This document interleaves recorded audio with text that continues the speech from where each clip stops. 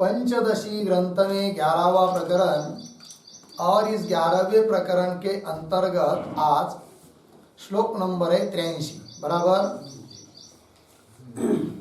तो इसकी अवतरणिका को देखिए।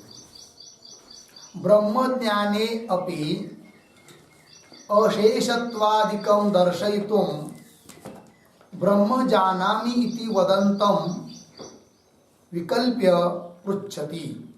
ठीक है, तो बात ये चल रही है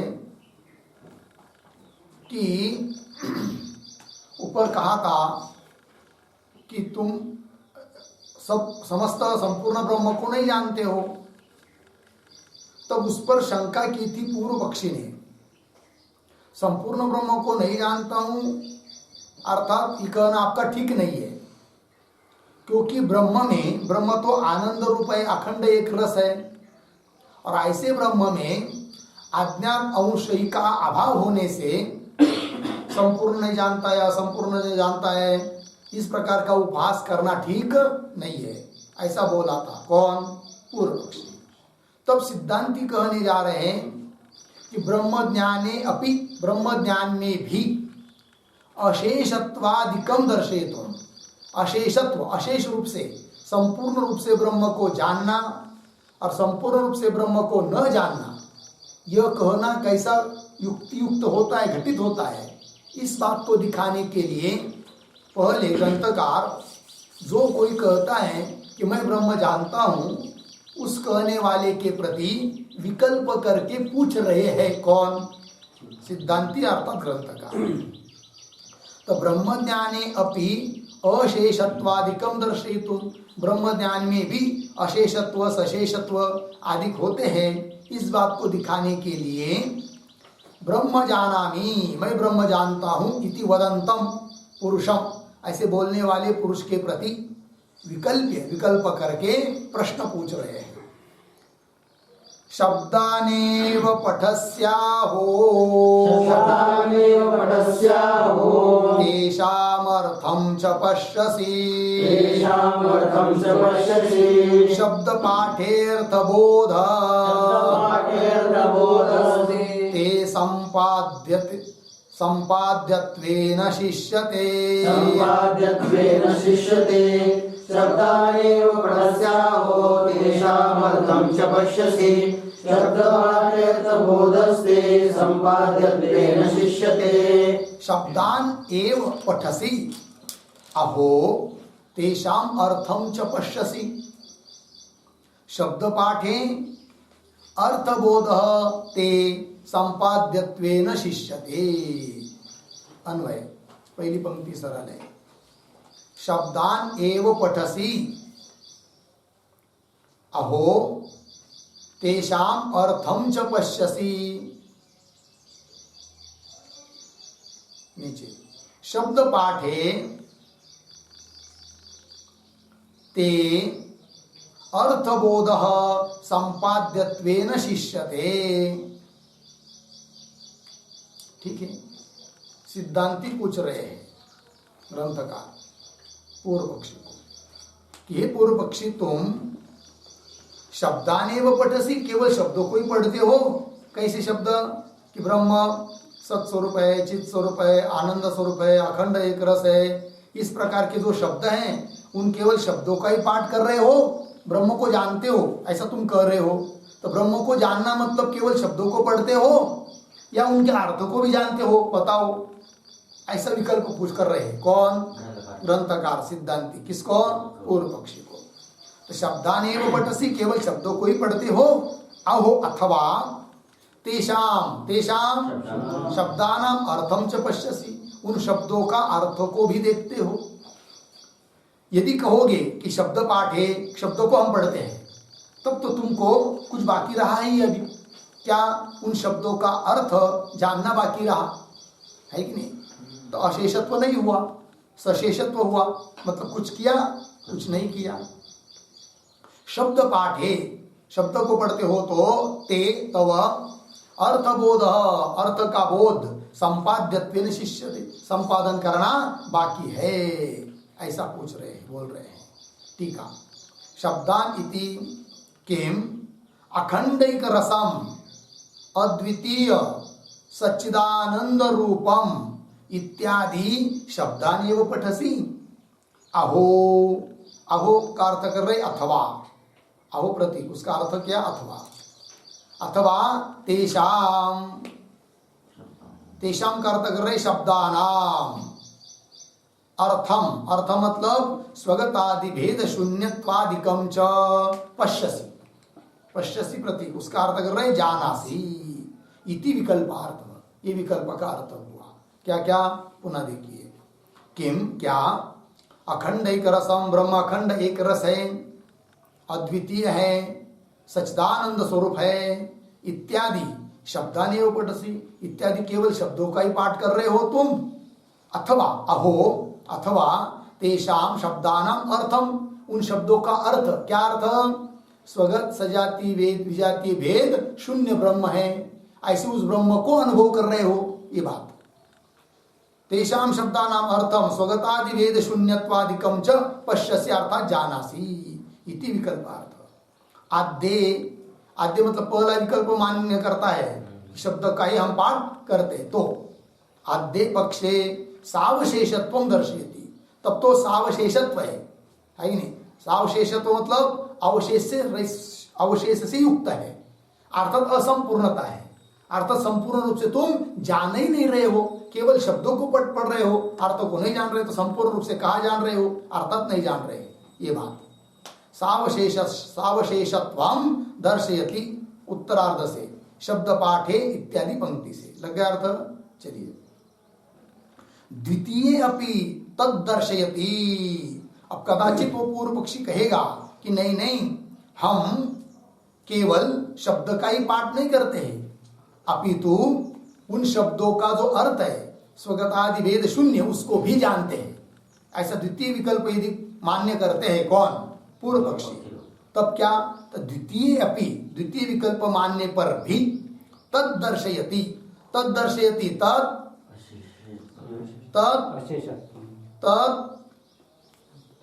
सावशेषत्वम दर्शयति। टीका में अंतिम में आया था ना, आद्य पक्षे सावशेषत्वम दर्शयति, तो वही सावशेषत्व को लेना है तत्शब्द से, तो तद दर्शयति अर्थात सावशेषत्वम दर्शयति, अर्थात असंपूर्णत्वम दर्शयति, ये बात। चलिए, अर्थे व्याकरणात् बुद्धे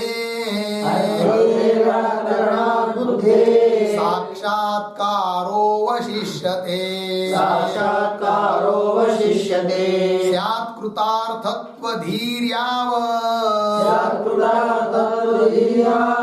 तावद् गुरुमुपास्व भोः, तावद् गुरुमुपास्व भोः। अर्थे व्याकरणात् बुद्धेः साक्षात्कारो वशिष्यते, तावद् गुरुमुपास्व भोः। अर्थे व्याकरणात् बुद्धे साक्षात्कारः अवशिष्यते, स्यात् कृतार्थत्वधीः यावत् तावत् गुरुम् उपास्व भोः। अन्वय, व्याकरणात् अर्थे बुद्धे, व्याकरणात् अर्थे बुद्धे साक्षात्कारः अवशिष्यते, साक्षात्कारः अवशिष्यते। नीचे कृतार्थत्वधीः नहीं, यावत लीजिए, यावत कृतार्थत्वधीः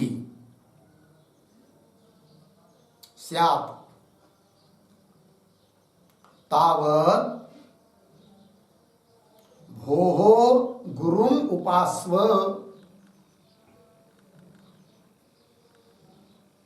तावत् भोः गुरुम् उपास्व। अर्थ देखिए, व्याकरणात् अर्थे बुद्धे, यदि द्वितीय विकल्प मान्य करता है कि हम अर्थ को भी जानते हैं, इसका मतलब व्याकरण के बल पर तुम शब्दों के अर्थ को जान रहे हो, तो भी कुछ बाकी है, क्या, साक्षात्कार बाकी है, ठीक है।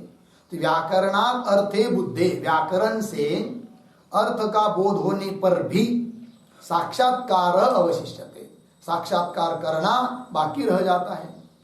इसलिए क्या करो कि यावत कृतार्थत्वधि, जब तक कृतार्थत्व बुद्धि नहीं होती है तब तक, है कि नहीं, कृतार्थत्वधि स्यात्, तब तक तावत क्या करो, भोः गुरुम उपासव, तब तक गुरु की उपासना करो, गुरु की सेवा करो, गुरु से श्रवण करो। कब तक? जब तक कृतार्थत्व बुद्धि नहीं होती है तब तक। साक्षात्कार हुआ तो साक्षात्कार होने के बाद स्वयं में ही कृतार्थत्व बुद्धि हो जाती है। कृतार्थत्व बुद्धि होना मतलब क्या? अब मुझे इसके बाद कोई कर्तव्य नहीं है, न कोई प्राप्तव्य है, अब मैं कृतकृत्य हो गया हूं, जो करना था वो सब कुछ कर लिया, अब कुछ करना बाकी नहीं रहा। इस प्रकार की बुद्धि हो जाना, इसी का नाम है कृतार्थत्व बुद्धि हो जाना।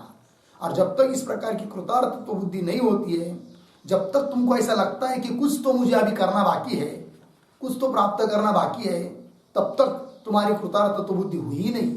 और जब तक कृतार्थत्व बुद्धि नहीं होती है तब तक क्या करो, गुरु उपासना, ऐसा उपदेश किया। ठीक है, आगे चलिए, टीका को देखिए। अर्थ इति व्याकरणात् इति उपलक्षणम निगमादेहे, तो प्रथम पाद में आया था ना, व्याकरणात् अर्थे बुद्धे, व्याकरण से अर्थ को जान लेने पर, तो केवल शब्दों का अर्थ व्याकरण से ही समझ में आता है ये बात नहीं है कि नहीं? तो बाकी भी बहुत सारे उपाय होते हैं, है कि नहीं? व्याकरणात् इति उपलक्षणम किसका? निगमादेहे, निगम कहते वेद और वेद के अंग, वो सब लेना है।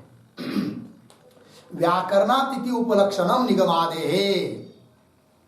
आगे, व्याकरणादिना परोक्ष ज्ञाने संपादिते अपि, व्याकरण से परोक्ष ज्ञान होने पर भी,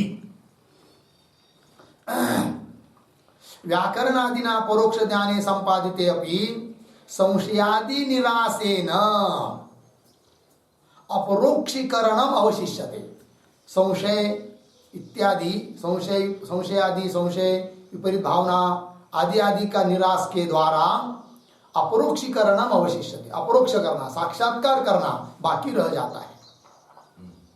तर्हि कदा संपूर्णत्वं ज्ञानस्य इति आशंक्य, तो पूर्व पक्षी शंका कर रहा है कि ज्ञान संपूर्ण हो गया, ये कब समझे हम लोग?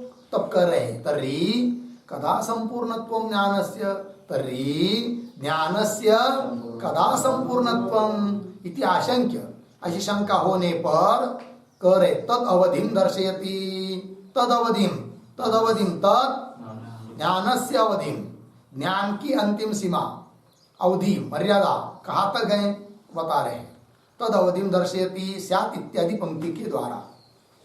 तो यदा, उसी का स्पष्टीकरण कर रहे टीकाकार, यदा कृतार्थत्व बुद्धि उत्पद्यते, है कि नहीं? जब कृतार्थत्व बुद्धि उत्पन्न होती है, कृतार्थत्व बुद्धि उत्पन्न होने का मतलब है मैं कृतार्थ हो गया हूं, अब मुझे कोई कर्तव्य और प्राप्तव्य नहीं रहा, कर्तव्य का ही अभाव है, प्राप्तव्य का अभाव वाला हूं, इस प्रकार की कृतार्थ बुद्धि जब उत्पन्न हो जाती है तो समझना चाहिए ज्ञान की संपूर्णता हो गई, अब इसके आगे और कोई ज्ञान बाकी नहीं रहा।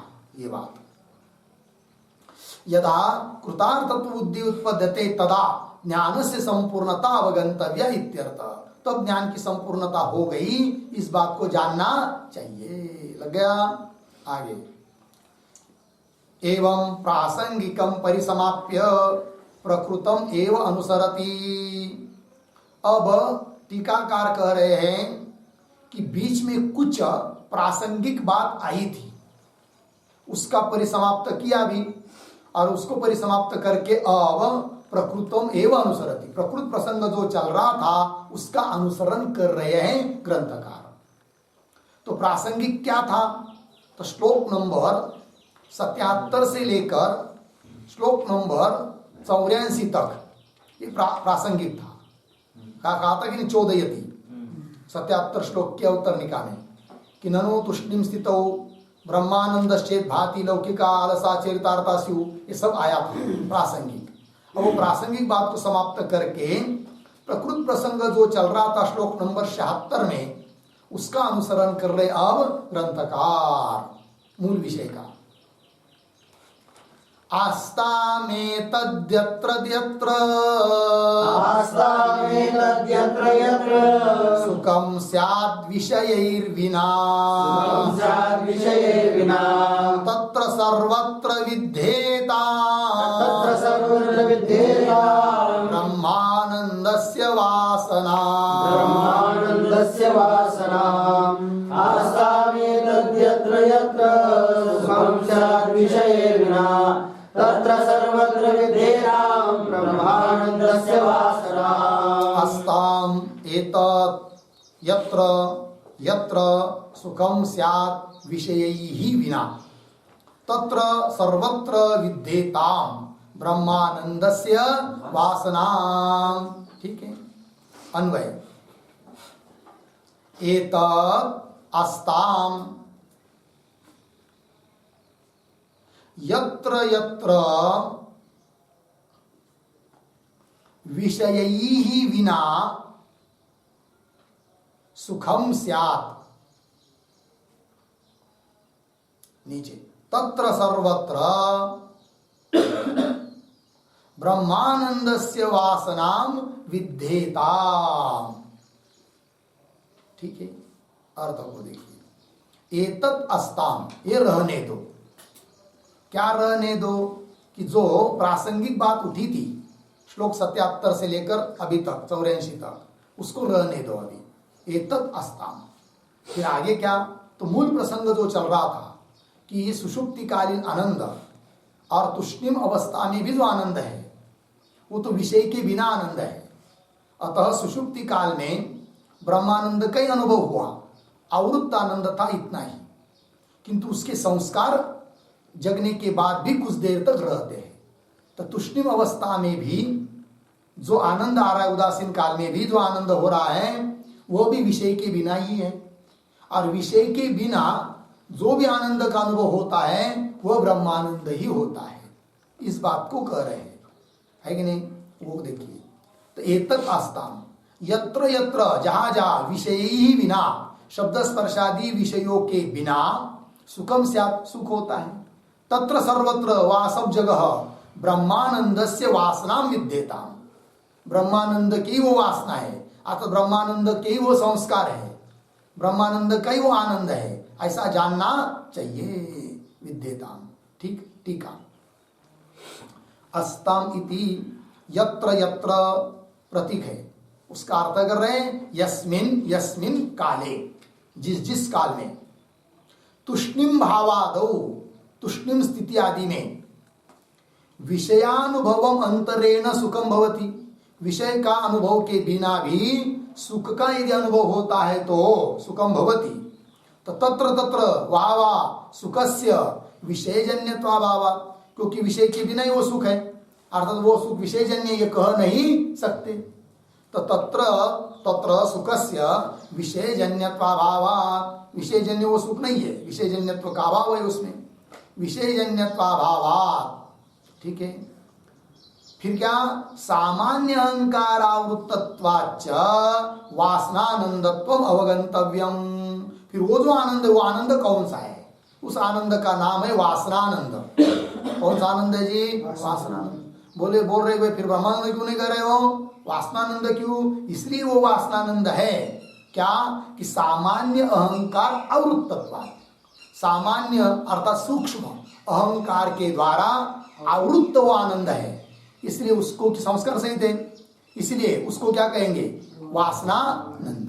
तो देखिए, तत्र तत्र सुखस्य, वहां वहां का जो सुख है वह विषयजन्यत्वाभावात्, विषय से जन्य तो है ही नहीं है, और सामान्य अहंकार मतलब सूक्ष्म अहंकार से आवृत्त होने के कारण वासनानंदत्वम, वो सुख कैसा है? वासनानंद रूप सुख है। वासनानंदत्वम अवगंतव्यम इत्यर्थ, ऐसा जानना चाहिए। तो वासनानंद किसको कहेंगे? सूक्ष्म अहंकार से आवृत्त जो आनंद, उस आनंद को कहेंगे क्या? वासनानंद। और थोड़ा स्पष्टीकरण करना हो तो विषय के संपर्क के बिना आनंद का अनुभव हो रहा है, किंतु वह आनंद यदि सूक्ष्म अहंकार से आवृत्त है तो उस आनंद को कह देते हैं क्या? वासनानंद। कैसा? विषय के संपर्क से रहित है और सूक्ष्म अहंकार से आवृत्त है, ऐसे सुख विशेष को कहते हैं क्या? वासनानंद। ठीक है, चलिए आगे के श्लोक क्या उतरने का। एवं ब्रह्मानंद वासनानंद दर्शयित्वा इदानीम आनंद त्रैविध्य नियमनाय आत्माभिमुख धीवृत्तौ इत्यत्र उक्तम एव विषयानंदम पुनः अनुवदति। ठीक है, एवं इस प्रकार ब्रह्मानंद वासनानंदो दर्शयित्वा, तो अभी तक ब्रह्मानंद को दिखाया और वासनानंद को दिखाया, अभी अभी वासनानंद को भी दिखा दिया। ठीक है ना जी, और ब्रह्मानंद को भी दिखाया है। ठीक है, सुषुप्ति कालीन आनंद, वो कौन आनंद है? ब्रह्मानंद है, ऐसा कहा था कि नहीं? चलिए, तो कहाँ चल रहे हैं? हाँ शायद है ना, अवतर निकल। हाँ, एवं ब्रह्मानंद वासनानंदो दर्शयित्वा, मिला पंक्ति, ब्रह्मानंद और वासनानंद इन दोनों दो आनंदों को दिखाकर इदानीम अब आनंद त्रैविध्य नियमनाय, तीन ही आनंद होते हैं, ऐसा नियमन करने के लिए। जगत में कितने भी आनंद दिखाई दे रहे हो, किंतु सभी आनंद, आनंद का अंतर्भाव तीन ही आनंद में है। तो कितने आनंद रहे? तीन। तो त्रैविध्य, आनंद त्रैविध्य नियमनाय अर्थात नियमम करतो, ये तीन ही आनंद है, ऐसा नियम करने के लिए नियमनाय आत्माभिमुख धीवृत्तौ, ये गया है पीछे श्लोक है, कौन सा? श्लोक नंबर 44 गया कि नहीं? क्या गया? हाँ, आत्माभिमुख धीवृत्तौ स्वानंद प्रतिबिंबति अनुभूय एनम अत्रापि त्रिपुट्या शांतिमाप्नुयात्। आत्माभिमुख धीवृत्तौ, या का वो प्रतीक हो। ठीक है, तो वही करे। तो नियमनाय आत्माभिमुख धीवृत्तौ, आत्माभिमुख, आत्मा के सन्मुख जी धीवृत्ति, बुद्धि वृत्ति, उसमें भी आनंद की प्रतीति होती है। धीवृत्तौ इत्यत्र, अर्थात श्लोक नंबर 44 में इत्यत्र उक्तमेव विषयानंदम, वहां पर जो आनंद बताया है वो कौन सा आनंद बताया है? विषयानंद बताया है कि नहीं? सभी विषयों की प्राप्ति हुई है कि नहीं? या इच्छित विषय की प्राप्ति हुई, और इच्छित विषय की प्राप्ति होने पर क्षणमात्र बुद्धि स्थिर होती है। तो स्थिर बुद्धि में जो आत्मानंद का भान, उस आनंद को कह दिया जाता है कौन सा आनंद? विषयानंद। तो विषयानंद पीछे कहा, और वासनानंद अभी 85 नंबर के श्लोक में कहा, और बीच में वो आनंद कहा कौन सा? ब्रह्मानंद कहा। तो तीन आनंद हुए। तो इत्यत्र उत्तम विषयानंदम पुनः अनुवदति, उस विषयानंद का पुनः अनुवाद कर रहे हैं। तो चलिए, विषयेष्वपि लब्धेषु तदिच्छो परमे सति अंतर्मुख मनोवृत्ता वानंद प्रतिबिंबति विषयेषु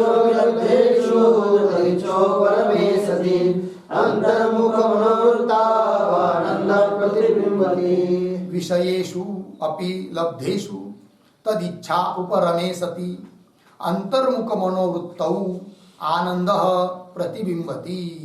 अन्वय, विषयेषु लब्धेषु अपि,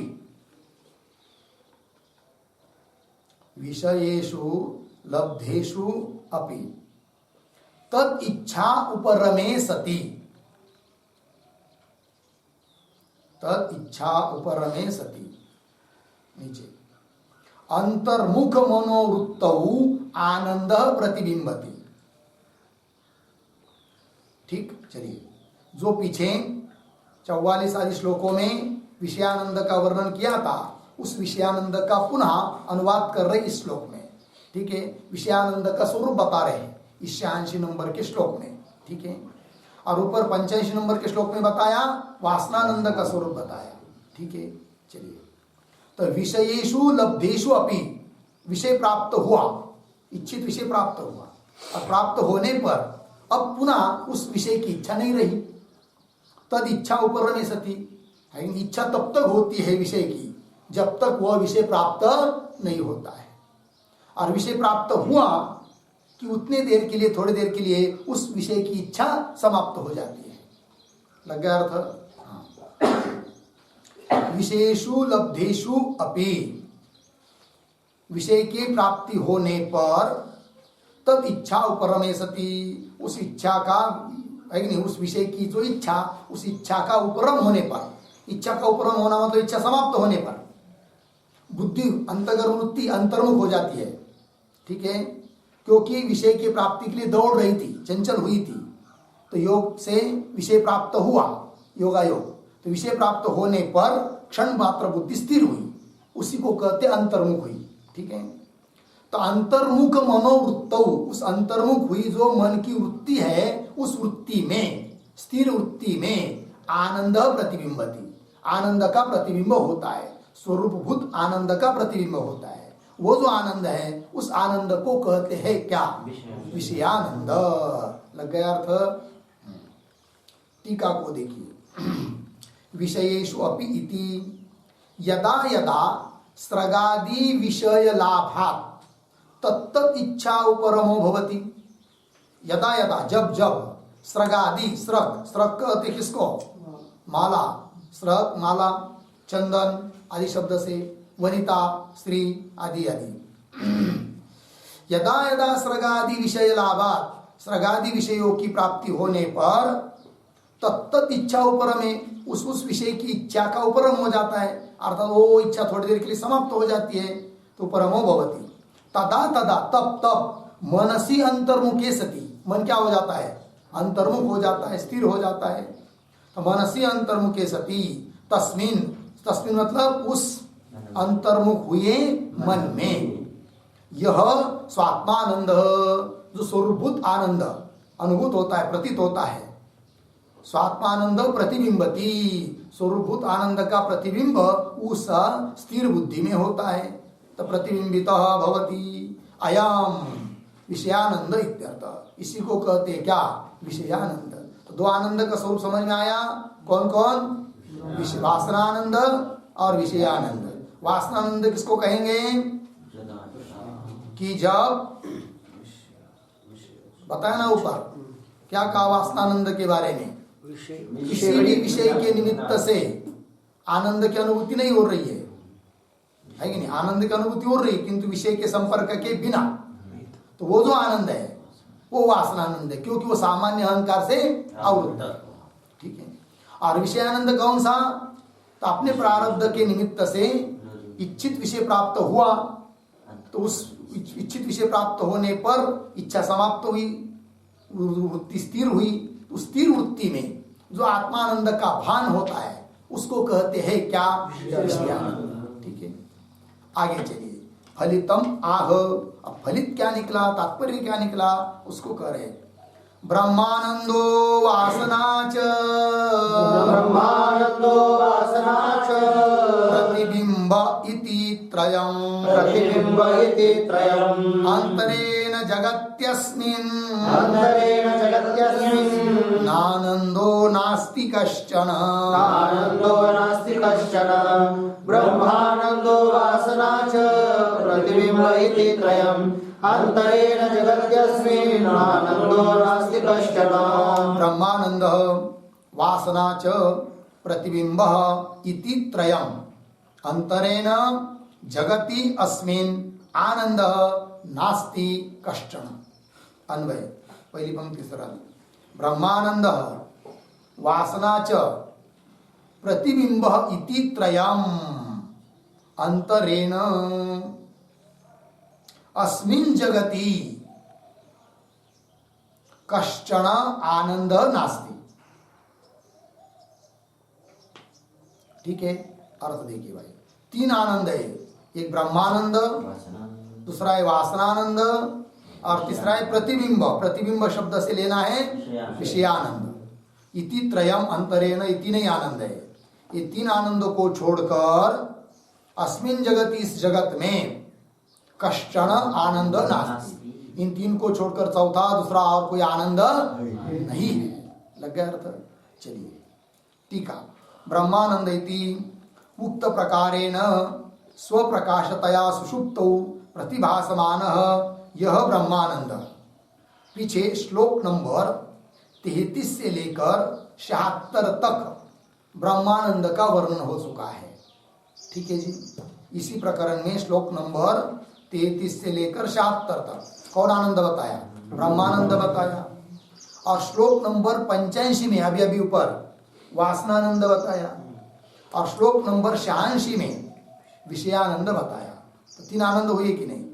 अब वो जो पीछे ब्रह्मानंद बताया था 33 से लेकर 76 तक, उस ब्रह्मानंद का क्या स्वरूप है उसको थोड़े में पुनः इस पंक्ति में, एक पंक्ति में कह रहे टीकाकार। क्या कहते हैं? तो उक्त प्रकारेण स्वप्रकाशतया सुषुप्तौ प्रतिभासमान यह ब्रह्मानंद।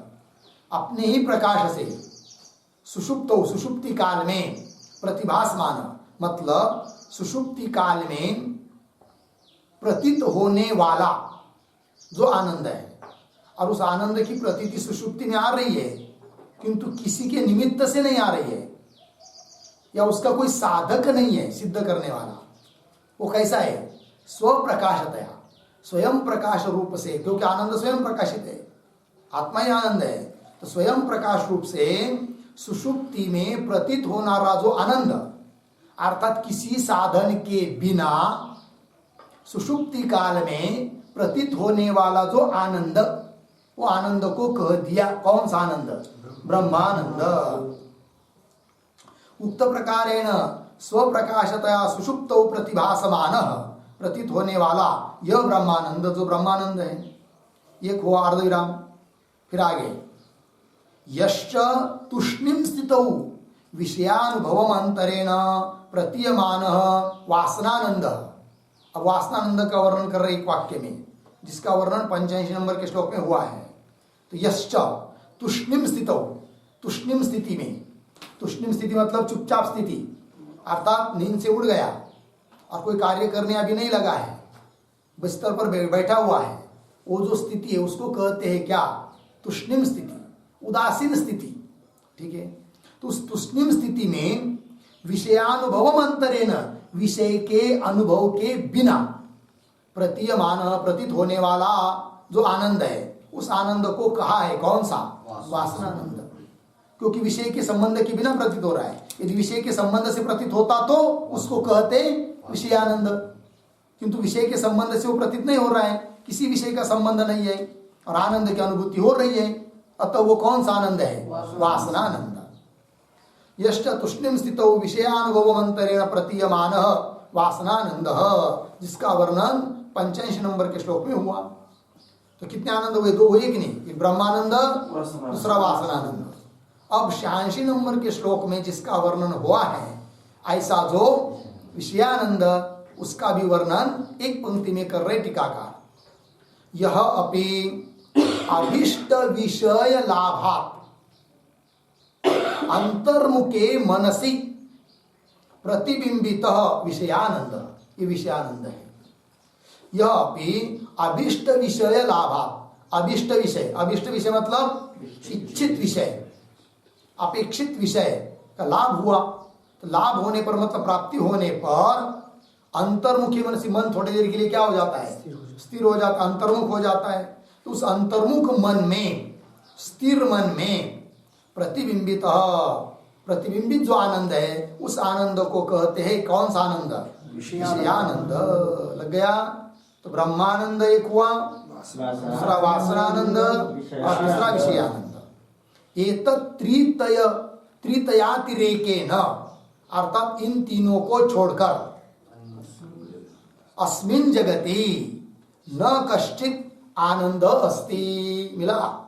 त्रितयातिरेकेन, इन 3 आनंदों को छोड़कर अस्मिन् जगत, इस जगत में न कश्चित आनंद अस्ति, और कोई आनंद नहीं। कितने आनंद हुए? 3। कौन कौन? नंबर 1 ब्रह्मानंद, वासनानंद, विषयानंद। लग गया अर्थ? ठीक। अब इस पर पूर्व पक्षी शंका कर रहा है, वो बोलता है ये क्या बात कर रहे हो तुम कि तीन ही आनंद है करके।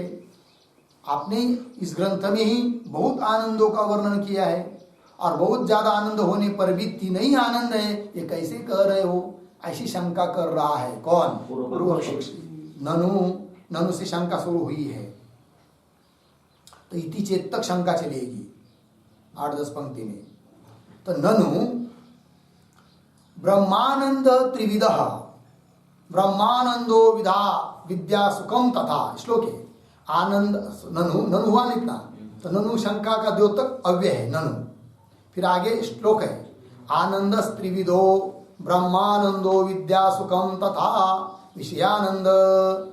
इसी प्रकरण का 11वां श्लोक, 11वें प्रकरण का 11वां श्लोक। क्या कहा है उसमें? आनंद त्रिविध, 3 प्रकार का आनंद बताया वहां पर भी। कौन कौन? ब्रह्मानंद एक, विद्या सुखम मतलब विद्यानंद, तथा विषयानंद। कितने हुए? 3। तो वहां पर भी 3 आनंद बताए और अभी 87 नंबर के श्लोक में भी 3 आनंद बताए। और 3 आनंद से अतिरिक्त कोई आनंद नहीं है, ये भी कह रहे हो। किंतु पूर्वोत्तर विरोध आ रहा है। पीछे 11वें श्लोक में जो 3 आनंद बताए वो अभी नहीं कर रहे हो आप, थोड़ा बदल करके कह रहे, क्योंकि उस 11वें श्लोक में 3 आनंद बताए थे। कौन कौन? ब्रह्मानंद, विद्यानंद, विद्या सुख विद्यानंद और विषयानंद 3 बताए। और अब 87 नंबर के श्लोक में 3 आनंद बता रहे। कौन कौन? ब्रह्मानंद, वासनानंद, विषयानंद।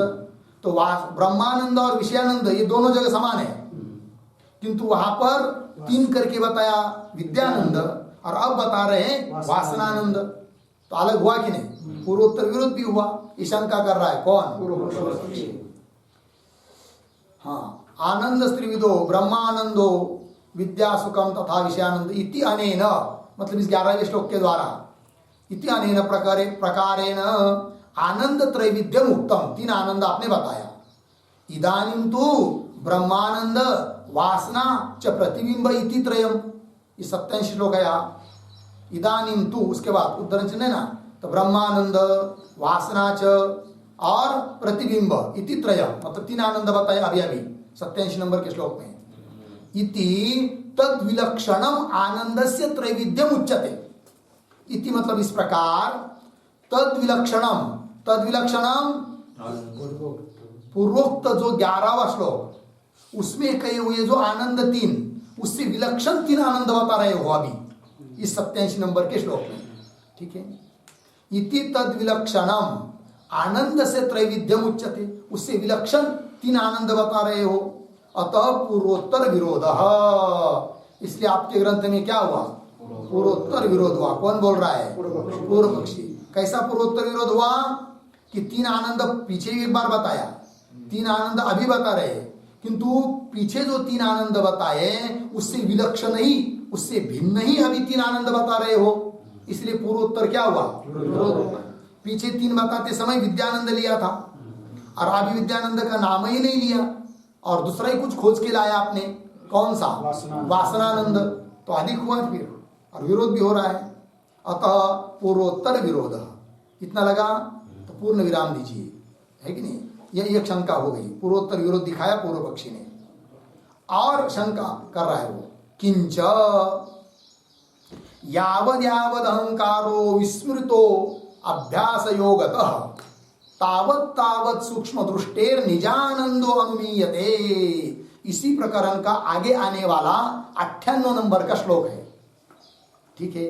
और क्या कहा इस श्लोक में? कि यावद यावद अहंकार विस्मृत अभ्यास योगात यावत यावत अहंकार विस्मृत, अभ्यास के बल से जितना जितना अहंकार का विस्मरण होता जाएगा, तावत तावत उतना उतना सूक्ष्म दृष्टे है, सूक्ष्म दृष्टे है पुरुषस्य, सूक्ष्म दृष्टि हुई है जिसकी, ऐसे पुरुष के लिए निजानंद अनुमीयते, उसमें निजानंद है ऐसा अनुमान किया जाता है।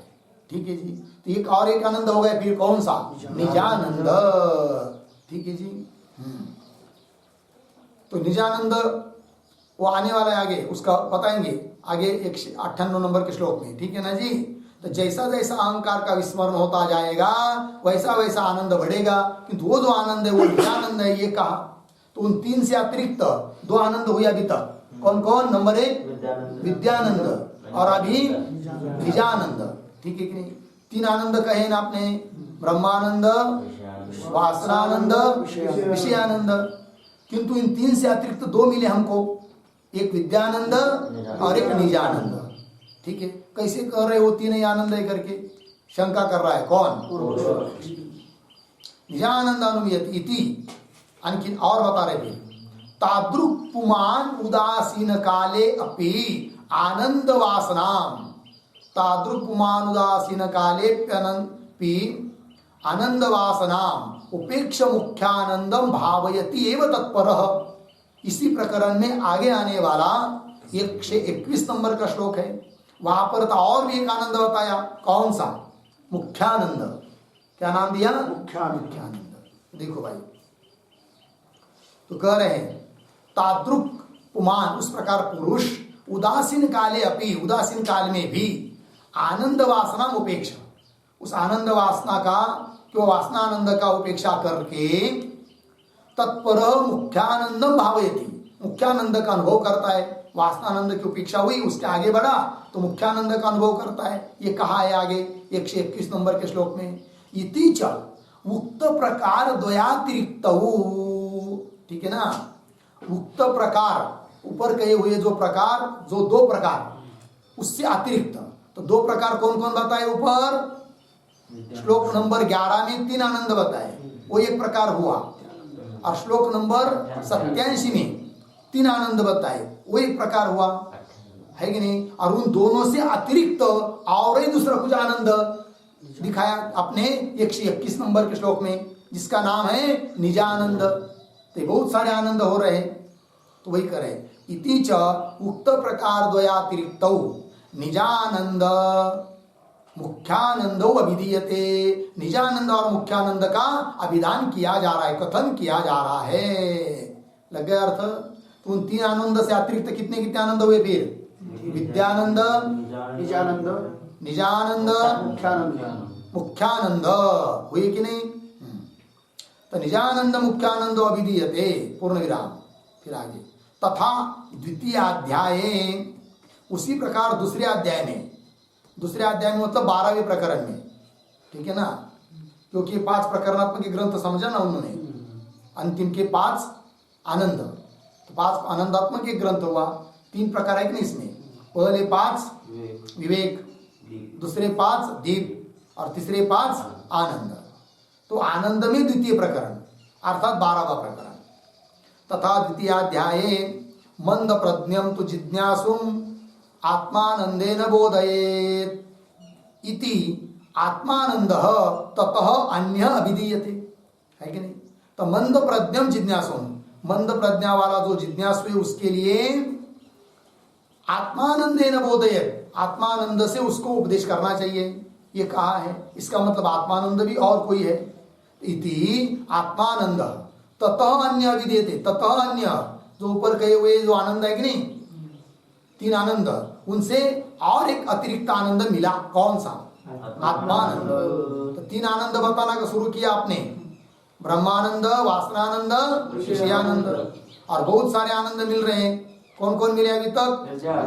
विद्यानंद, निजानंद, मुख्यानंद और आत्मानंद, 4 मिले ना? तो आप बहुत सारे आनंद खोजेंगे तो मिल रहे हैं। और कैसे कहते हो कि 3 ही आनंद है करके? ये शंका कर रहा है कौन? पूर्व पक्षी। अभिधीयते, पूर्ण विराम हुआ अभिधीयते के बाद। फिर आगे चलिए, योगानंद पूर्वोक्त, यह 13वां प्रकरण पहला श्लोक, वहां पर भी एक आनंद बताया है, कौन सा? योगानंद। इत्यत्र योगानंद अपि कश्चित अवभासते, योगानंद भी और बताया जा रहा है, ठीक है? फिर आगे, तो ब्रह्मानंदाभिधेय ग्रंथे तृतीयाध्याय ईरित, इस प्रकार का योगानंद का वर्णन तृतीय अध्याय में हुआ है। तृतीय अध्याय मतलब 13वां प्रकरण, 11, 12, 13, ठीक है कि नहीं? क्योंकि 5 प्रकरण की दृष्टि से तृतीय अध्याय हुआ वो। तो ब्रह्मानंदाभिधेय, ब्रह्मानंद है अभिधान, नाम, जिस ग्रंथ का, ऐसा जो ग्रंथ, इस ग्रंथ पंचदशी के 5 प्रकरणात्मक ग्रंथ, आनंद है कि नहीं, ब्रह्मानंद इसका नाम है। तो ब्रह्मानंद में योगानंद चल रहा है अभी, उस प्रकार ब्रह्मानंद में आगे आगे चलेगा। तो ब्रह्मानंद नाम का एक ग्रंथ हुआ जो कि इस पंचदशी के अंतिम के 5 प्रकरण रूप में है। ठीक है, तो ब्रह्मानंदाभिधेय ग्रंथे, ब्रह्मानंद नाम वाले ग्रंथ में अर्थात तृतीय अध्याय में ईरित, ईरित कथित, कह ईरित, कह ईरित मतलब क्या बताया, ईरित कथित क्या कहा, आनंद। आगे कह रहे ईरित अद्वैतानंद एवं स्यात्, अद्वैतानंद कहा है 13वें प्रकरण में 105 नंबर के श्लोक में अद्वैतानंद भी बताया है, वहां पर योगानंद भी बताया है। ठीक है ना, तो बहुत सारे आनंद हुए। तो इत्यत्र अद्वैतानंदम च अन्यम अवगच्छामः, है कि नहीं। पूर्व पक्षी सिद्धांत ने क्या कहा था, इन 3 आनंदों को छोड़कर इस जगत में और कोई आनंद नहीं है। और पूर्व पक्षी बोल रहा है उन 3 आनंदों को छोड़कर अन्य बहुत सारे आनंद हमको मिले। ठीक है, अतः तुम कैसे कहते हो कि 3 ही आनंद है करके, ये बात। इत्यत्र अद्वैतानंदम च अन्यम अवगच्छामः, अन्य रूप से हम जानते हैं। ठीक है, तो कितने हुए अतिरिक्त आनंद, विद्यानंद, निजानंद, निजानंद, ख्यानंद, ख्यानंद, आत्मानंद, योगानंद, अद्वैतानंद। ठीक है कि नहीं। हाँ, अतः अंतरेण जगति अस्मिन् आनंदो नास्ति कश्चन, ये जो अभी अभी आपने 87 नंबर के श्लोक में कहा कि नहीं। हाँ, अंतरेण जगति अस्मिन्, अस्मिन् जगति, इन 3 आनंदों को छोड़कर और कोई आनंद नहीं है, ये जो आपने कहा। इति उक्ति विरुद्धेत इति चेत्, है नहीं, ये जो उक्ति आपने कही 87 नंबर के श्लोक में ये 3 ही आनंद है, 3 से अतिरिक्त तो कोई आनंद नहीं है, उस आपके बात का विरोध हो रहा है, विरुद्ध हो रहा है, क्योंकि बहुत सारे आनंद देखने को मिल रहे हैं। तो 3 ही आनंद है, ये कैसे कह रहे हो, ये शंका हुई किसकी, पूर्व पक्षी की। विरुद्धेत इति चेत्, तो सिद्धांति फिर उत्तर दे रहे मैवम, ऐसा मत कहो, 3 ही आनंद है। तो फिर कैसे 3 ही आनंद है, बाकी के आनंदों का क्या करोगे, इसका विवेचन हम लोग करेंगे। ओम पूर्णमदः पूर्णमिदं पूर्णमुदच्यते पूर्णस्य पूर्णमादाय